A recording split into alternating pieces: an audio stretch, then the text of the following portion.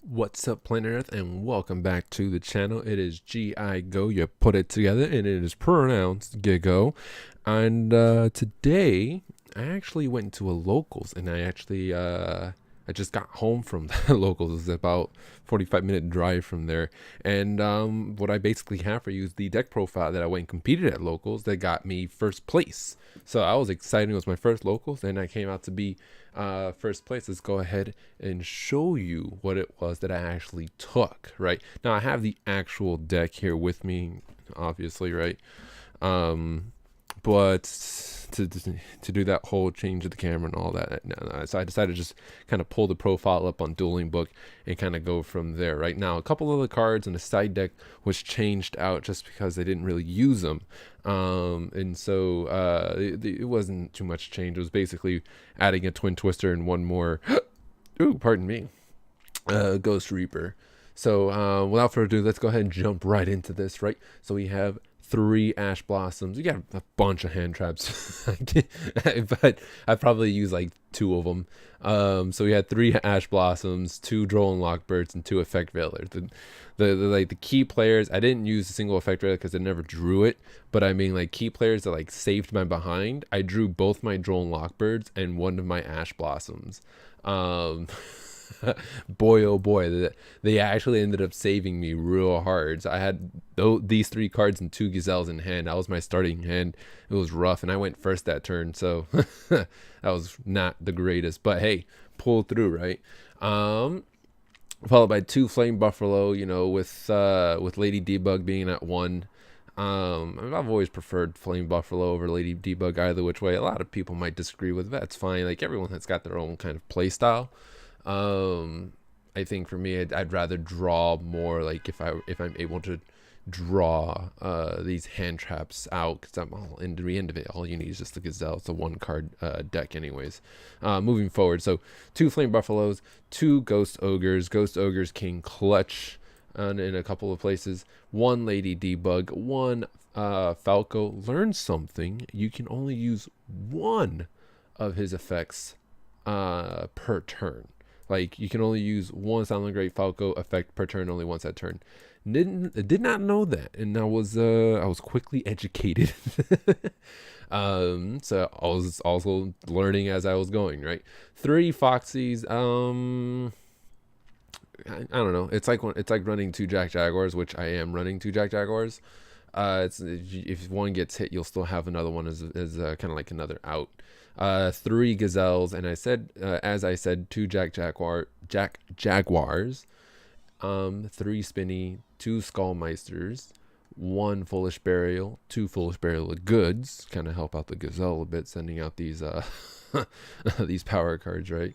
1 time passcode, 1 reasoning, 3 circles, 1 sanctuary, 1 scapegoat, 1 will of the Salamangreat, 1 rage, 1 roar, and then 2 torrential tributes. I gotta be honest with you, torrential tributes I drew both of them on the 3rd game, and this was in the very, very last round. I drew both of them in the 3rd game.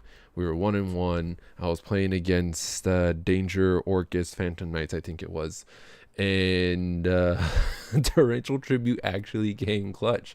Now, the reason why I played Torrential Tribute is primarily because by the end of my turn, I'd already have a Balinx in my grave, and Balinx isn't something they can really negate. So if you time Torrential Tribute right, you actually can clear out your opponent's board and still keep your board in together as much as you can, right? So Torrential Tribute, it's a ticket I didn't think I'd ever be like thankful for, right?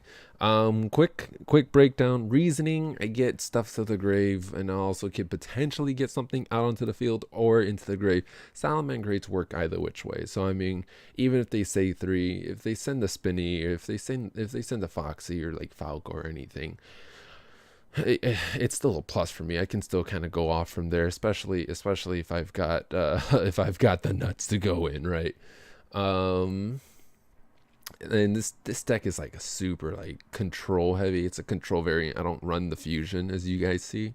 And real quick, we're just gonna jump right into the extra deck right now. So we have 2 Stalios. I love running 2 Stalios. I go through my Stalios like it's no one's business.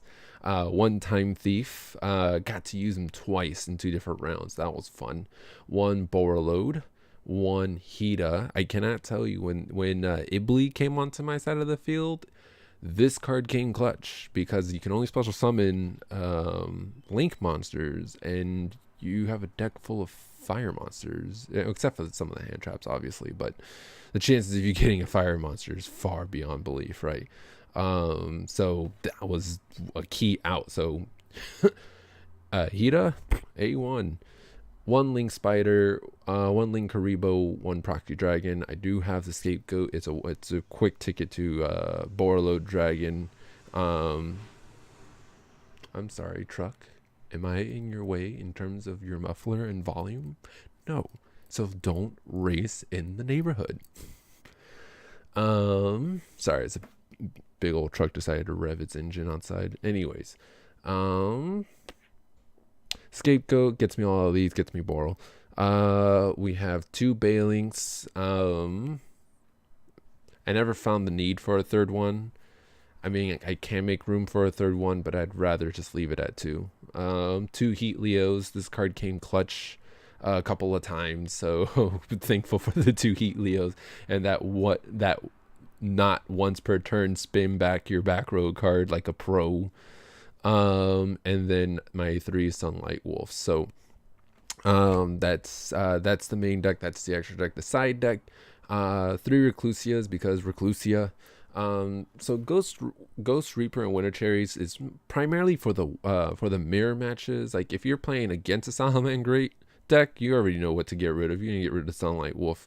And if you can't get rid of the Sound, or if you're gonna get rid of the Stallion, you're gonna get rid of one or the other, right? You can survive if they have a Balinks on the field, or if you know that they're running a Boral, you get rid of the Boral. But ideally, you get rid of Sunlight Wolf, you get rid of Stallion. They're kind of just stuck there.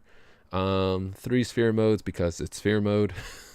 Burial from a different dimension. I want to be able to still kind of re-salvage my cards once they get banished, because boy oh boy, it's a pain in the Darien when you face zombies and Doom King keeps banishing everything. It's an absolute frustration. So I've got those 2, and then 2 Twin Twisters because Salamangreat Rage just isn't enough back row, as well as Salamangreat Foxy. So I mean, why not, right?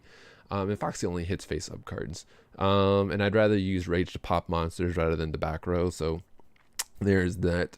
And then as always, your 3 Ghosts in match. So there you have it. That is the deck profile that I went in at my locals and topped. It wasn't a big thing. It was rather small, granted, for that, but I didn't lose a single round, so that gives you a general idea of how fancy this deck could work. And as always, every deck is susceptible,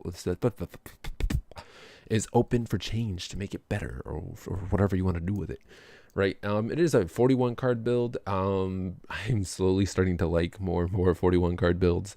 I don't know if you guys are the same, but anyways, if you've gone to locals anytime between now and in the past, or if you plan to go on locals anytime in the near future or in the distant future, feel free to comment below what decks you are considering to run. And as always, play until the last life point is gone. Don't scoop so fast unless you're playing against time. Then I guess it depends on the locals. The locals that I was playing were still kind of playing with the old time rules, so we didn't have to worry so much about the whole current phase, current life points type ordeal. I only went into time once, so it was that was that. And if you like this kind of video, go ahead and hit the like button. If you wish to see some more, consider hitting that subscribe, or just keep me in your history, and then you can just pop your head in every now and then and see how bad the content actually is. All right, guys, I've bothered you guys enough. Go ahead and have a great one, and I will see you in the next one.